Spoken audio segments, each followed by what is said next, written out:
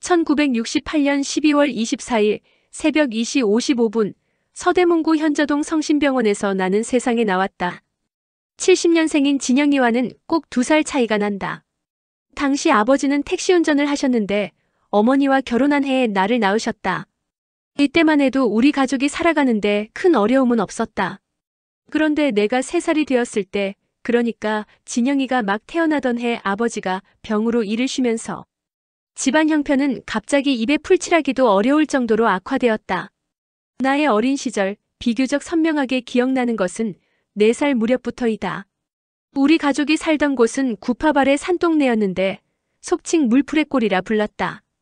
다 쓰러져가는 방 3개짜리 판잣집에서 아버지와 어머니, 나와 진영이뿐만 아니라 고모 3분과 고모부, 거기에 할머니까지 대가족이 모여 살았다. 진실하게 살아야 한다며 내 이름을 진실이로 지어주신 할아버지는 내가 3살 때 돌아가셨다. 한마디로 말도 못하게 부대끼는 생활이었다. 다 같이 식사 한번 하려면 그야말로 전쟁이 따로 없었고, 잠잘 때도 이부자리가 넉넉지 않아 이불 끝자락을 겨우 덮고 새우잠 자기가 일쑤였다. 이때까지 여유 있는 생활이 무엇인지 몰랐던 나와 진영이는 사는 게 다 그러려니 했다. 그런데 정작 내가 견디기 힘들었던 것은 가난보다는 늘 박대당하는 어머니를 지켜보는 일이었다. 우리 가족들은 수제비를 잘 해먹었는데 어머니가 애써 밀가루, 반죽해서 수제비를 끓여놓으면 국자를 쥔 할머니가 어머니 몫은 아예 뜨지도 않았다. 그렇다고 가족 가운데 누구 하나 어머니에게 수제비 한 그릇 먹으라고 챙겨주는 사람도 없었다. 더구나 설거지는 도맡아 해야 했던 어머니가 어쩌다 섭섭한 표정이라도 지을라 치면 영락없이 할머니의 날이 선 목소리가 터져나오곤 했다. 너 그냥 이 길로 친정 가서 오지 마라.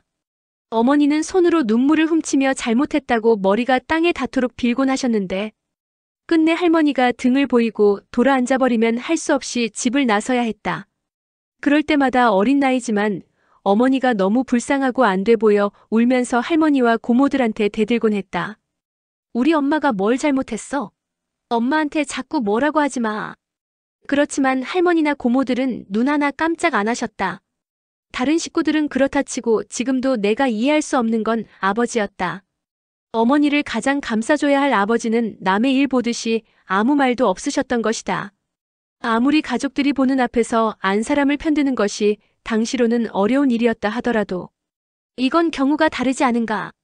하루 3끼를 수제비로 때우는 형편에 아껴주고 보듬어도 힘든 삶이 아닌가 말이다. 그렇게 집을 나갔던 어머니는 늘 다시 돌아오셨다. 대방동 친정에 가면 외할아버지 외할머니는 속이 상하셔도 죽어도 시집 귀신이 되라며 등을 떠밀었고 어머니는 눈물만 흘리다가 저녁 나절이면 도둑고양이처럼 몰래 숨어들듯 돌아오는 것이었다.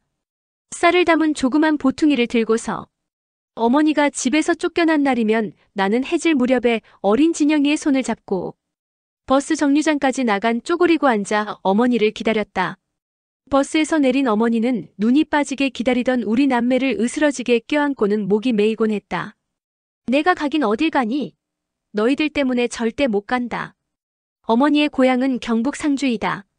10살 때 부모님을 따라 서울에 올라와 대방동에 사셨고 당시로는 드물게 신광여중고를 다니셨다. 고등학교를 마치고 서대문의 미용실에서 일하다 친구의 소개로 아버지를 만났단다. 한량과 다름없는 아버지를 잘 아는 주변 사람들은 2분의 결혼을 무척 반대했다고 한다. 심지어는 어머니의 시누이, 즉 큰 고모까지도 결혼하면 불행해진다며 반대를 했던 모양이다. 그러나 부부의 인연이란 정말 묘한 것인가 보다. 주위의 반대가 심해질수록 어머니의 결심은 더 완강했던 것 같다. 지금은 마음을 잡지 못해 그렇지만 결혼만 하면 마음 잡고 잘 살 수 있을 테니 걱정 마세요. 어머니는 그렇게 주위의 반대를 다독이고는 68년 9월 28일 결혼식을 올렸다. 그런데 그것이 어머니의 반평생을 모진 가난과 고통 속으로 몰고 가는 첫걸음이란 걸 어떻게 짐작이나 할 수 있으랴. 어머니를 더욱 힘들게 했던 것은 아버지였던 것 같다. 가난이나 시집 식구들의 박대도 맨가슴에 못을 박는 듯한 아픔이었지만 틈만 나면 밖으로만 나돌면서 가족들에게 무심하기 짝이 없던 아버지에 비하면 아무것도 아니었던 모양이다. 자칭 역마살이 끼었다는 아버지는 봄 여름은 착실하게 일하다가 가을 찬바람만 불면 모아놓은 돈을 들고 어디론가 나가서는 몇 달이고 집과는 소식을 끊었다. 어디서 무얼 하는지 아무도 몰랐지만 집으로 돌아올 때는 호기 있게 나갈 때와는 달리 초췌한 모습이었다. 게다가 참으로 납득하기 어려웠던 점은 그렇게 귀가한 아버지에게 어김없이 다른 여자가 있었다는 것이다. 그러나 어머니가 아버지의 새 여자를 본 적은 없었다. 늘 아버지의 새로운 여자를 만난 것은 나였기 때문이다. 아버지는 유난히 나를 귀여워해서 어디 갈 때면 꼭 데리고 다녔는데 다른 여자를 만날 때도 예외가 아니었다. 진실아, 아버지랑 창경원에 놀러 가자. 몇 달 만에 귀가한 아버지가 그렇게 말하며 느닷없이 내 손을 잡아 끄는 날은 거의 새 여자를 만나는 날이었다. 아버지를 따라가 보면 을의 아주머니 한 분이 있었다. 아버지는 아마 나라도 데리고 나가면 마음이 편했던지 아니면 어머니의 의심을 모면해볼 요량이었는지도 몰랐다. 처음 그렇게 아버지를 따라가서 낯선 여자를 만났을 때는 무척 당황했었다. 복잡한 어른들의 세계를 이해하기에는 내가 너무 어렸던 것이다. 그러나 그런 일이 거듭되면서 나는 차츰 아버지의 제안을 받아들이는데 익숙해졌다. 그런데 지금 생각해보면 어린 나이에도 나는 알게 모르게 무던히도 마음고생을 한 것 같다. 어머니에게 말로 다 할 수 없을 만큼의 애정을 가지고 있으면서도 나는 한 번도 그런 사실을 입 밖에 낸 적이 없었던 것이다. 나는 아버지와 함께 나가면 어떤 일이 기다리고 있는지 알고 있었지만 모른 채 하고 따라 나갔다. 그리곤 집에 들어와서는 입을 굳게 다물었다. 이것이 아버지가 계속 나만 데리고 외출했던 이유이기도 했는데 나중에 어찌어찌 그 일을 알게 된 어머니는 기가 막힌다는 표정을 짓곤 했다. 내가 입을 다물고 있었던 것은 어린 나이에도 그 일이 밝혀져 아버지 어머니가 싸우는 게 싫었기 때문이다. 두 분이 싸우기 시작하면 나는 두려움으로 아무것도 할 수가 없었다. 두 분의 고성이 집안을 온통 살얼음판으로 만들고 있는 동안 나는 숨도 제대로 못 쉬고 방구석에서 손톱을 잘근잘근 물어뜯는 것이 고작이었다. 그러다 나도 모르게 잠이 들었고 다음날 아침에 일어나 보면 손가락이 벗겨져 이내 물집이 잡히곤 했다. 이 버릇은 커서도 오랫동안 고쳐지지 않아 대본을 외울 때나 무서운 영화를 볼 때 또 촬영에 들어가기 전 긴장할 때면 나도 모르게 손톱을 물어뜯곤 했다. 누군가 옆에서 그러지 말라고 손등을 찰싹찰싹 때려도 고쳐지지 않았다. 이 버릇은 각고의 노력 끝에 2년 전쯤에야 겨우 고칠 수 있었다. 그만큼 어린 시절에 겪은 마음의 상처는 오래 내 몸과 마음의 흔적은 남긴 셈이다. 그런데 얼마 전에 나의 이 오랜 버릇을 다른 사람에게서 발견한 적이 있다. 다름 아닌 차인표 씨였다.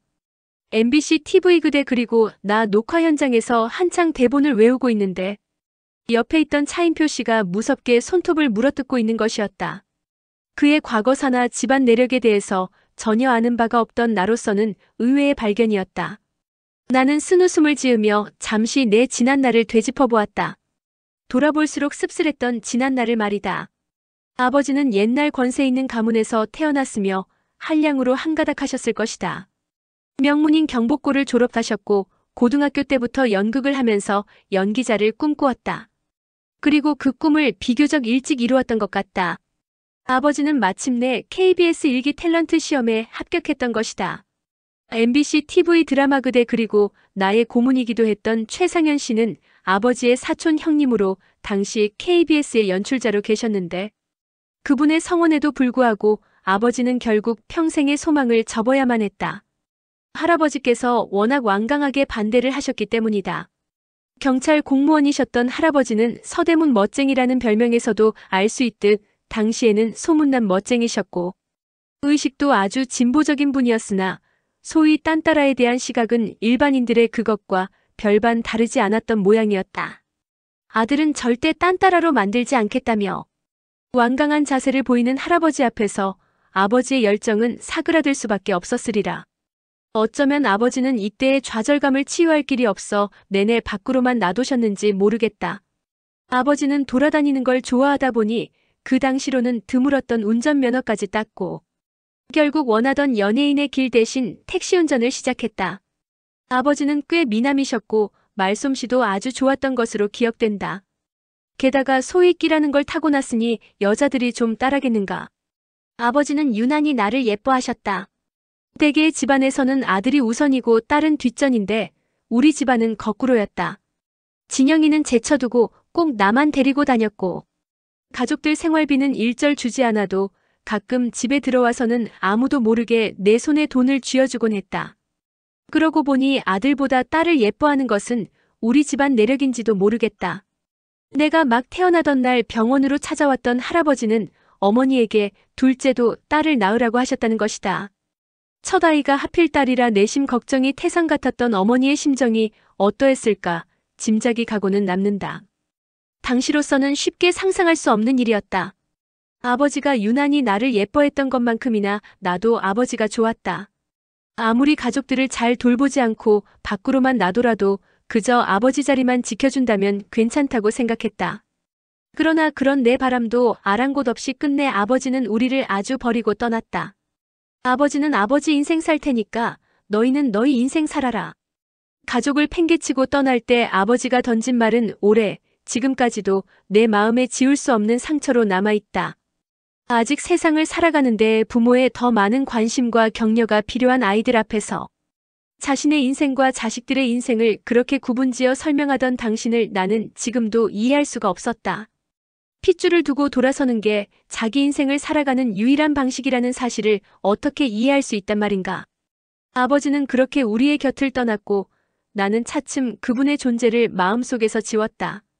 뿐만 아니라 할머니와 고모들과도 차츰 연락을 끊었다.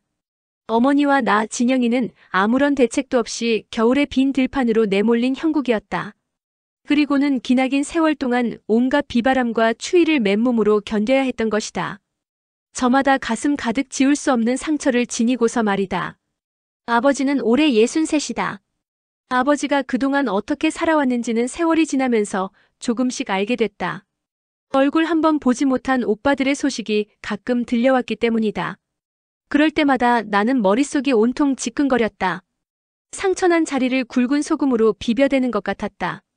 그렇게 도리질치며 다시 만나지 않겠다고 마음을 먹고 살아온 지 10수년이지만 나이가 들수록 문득 아버지 근황이 궁금해지는 것은 어쩔 수 없는 일이었다. 핏줄이라 그런 걸까? 아버지 생각에 자주 가슴이 서늘해져서 작년에는 수소문 끝에 아버지를 찾아간 적이 있다. 경기도 의왕시에서 한참 더 들어가서 버스를 타려면 40분은 좋게 걸어 나와야 하는 그야말고 산골에서 아버지는 살고 있었다. 그래도 잘 지내셨으면 했는데 그렇지가 않았다. 당신의 인생을 찾겠다며 그렇게 매정하게 우리 가족을 버리고 떠나던 그 당당한 모습은 흔적도 없었고 순식간에 늙어버린 당신의 얼굴에는 찌들린 삶의 흔적만이 고스란히 남아있었다. 방 한 칸에 부엌이 딸린 허름한 집에서 처음 보는 초로의 여인과 함께 아버지는 늙어가고 있었던 것이다. 가족들은 만나고 싶은 생각이 굴뚝 같았지만 면목이 없어 연락하지 못했다며 눈물을 보이던 아버지는 갑작스런 딸의 방문이 너무 의외였던지 내 손을 쓰다듬고 또 쓰다듬으며 할 말을 잊고 있었다. 그러는 아버지를 보며 나도 할 말을 잊었다. 대체 무슨 말을 할 수 있겠는가? 지난 일을 돌아보며 회한에 잠기는 아버지에게 무슨 말을 할 수 있단 말인가? 우리 부녀는 그렇게 아무런 말도 못한 채 헤어졌다. 돌아오는 차 안에서 나는 얼마나 울었는지 모른다. 겨우 저 정도의 살을 위해 가족들을 팽개친 아버지가 야속했고 또 그로 인해 나를 비롯한 나머지 가족들이 겪어야 했던 아픔들이 밀물처럼 몰려오는 것이었다. 그러나 그런 두서없는 생각을 하면서도 현실을 인정하지 않을 수 없었다. 눈이 퉁퉁 붓도록 울면서 나는 조금씩 아버지를 용서했다. 그러지 않고 어쩌겠는가. 이미 이렇게 살아버린 세월을 다시 뒤집을 수는 없지 않은가.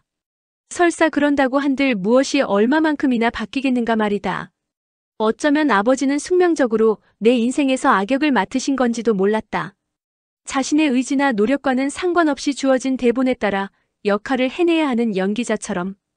다음 날 나는 어머니에게 먼저 양해를 구한 다음 승용차 한 대를 보내드렸다.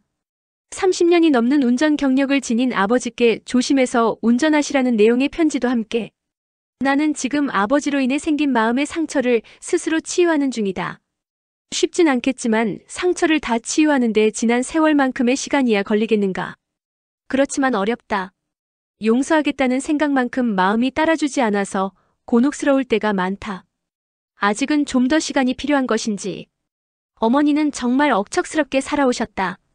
당장 먹고 사는 일에 머리를 싸매지 않아도 되는 지금도 어머니는 한시도 가만히 계시지 않고 무슨 일이건 찾아 하신다. 또 내 수입을 전적으로 관리하시는데 소위 재테크를 부려 돈을 굴리지는 않지만 지출에 있어서는 허튼 구석이 전혀 없다. 사람이 너무 편하면 못 쓴다.